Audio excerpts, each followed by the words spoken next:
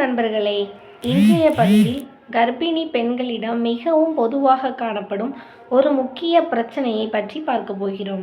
கர்ப்ப காலத்தில் இரத்த சோகை ஏன் வருகிறது, அதன் அறிகுறிகள் என்ன, குழந்தையை பாதிக்குமா, அதை எப்படி தடுப்பது என்பதை விரிவாக பார்ப்போம்.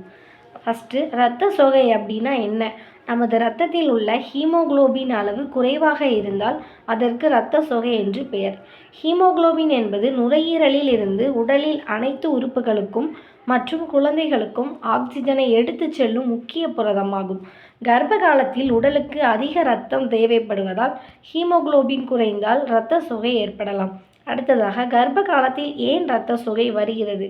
கர்ப்ப காலத்தில் குழந்தையின் வளர்ச்சிக்காக அதிக இரத்தம் உருவாகிறது. உடலுக்கு இரும்பு சத்து அதிகமாக தேவைப்படும்.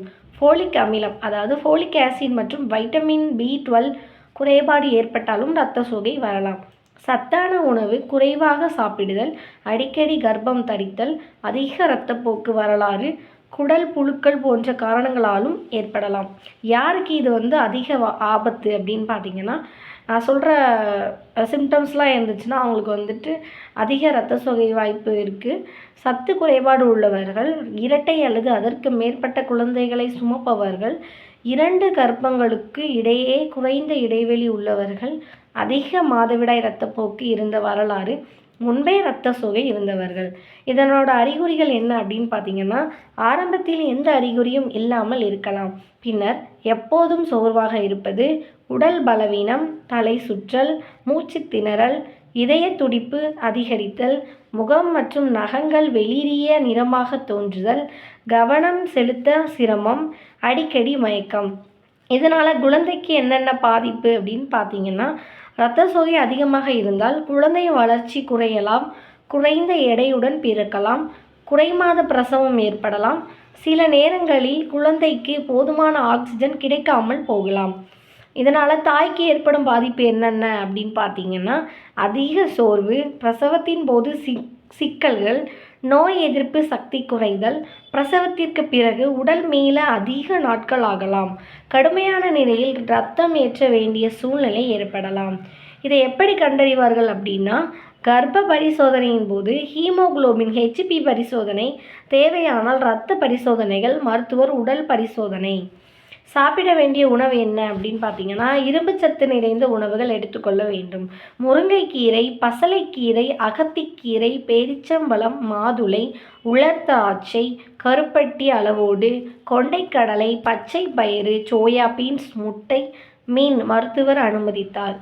இதனால் வைட்டமின் C நிறைந்த உணவுகள் என்ன அப்படின்னு பார்த்தீங்கன்னா, இரும்பு சத்து உடலில் நன்றாக உறிஞ்சப்பட உதவுகிறது. நெல்லிக்காய், எலுமிச்சை, ஆரஞ்சு பழம், கொய்யாப்பழம்.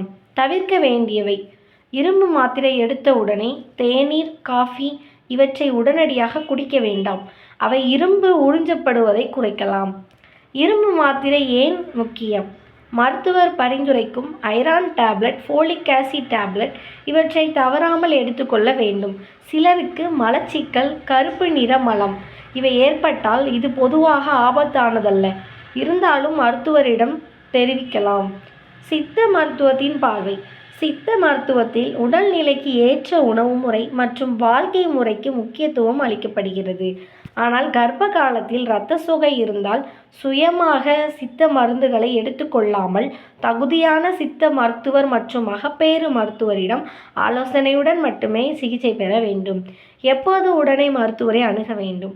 கடுமையான சோர்வு, அடிக்கடி மயக்கம், மூச்சு திணறல், நெஞ்சு வலி, குழந்தை அசைவு குறைதல், அதிக இரத்தப்போக்கு.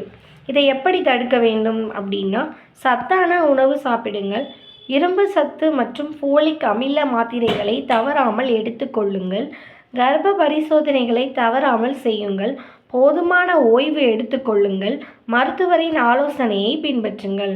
அன்பான அம்மாக்களே, கர்ப்ப காலத்தில் இரத்த சோகை என்பது மிகவும் பொதுவான பிரச்சனையாக இருந்தாலும் சரியான நேரத்தில் கண்டறிந்து சிகிச்சை பெற்றால் அதை கட்டுப்படுத்த முடியும்.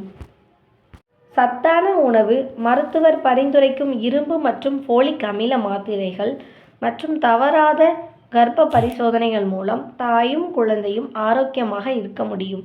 மேலும் ஆரோக்கிய தகவல்களுக்கு சுகம் சித்த மருத்துவ மையம், பாவூர் சத்திரம், ஆரோக்கியமான தாய், ஆரோக்கியமான குழந்தை. நன்றி.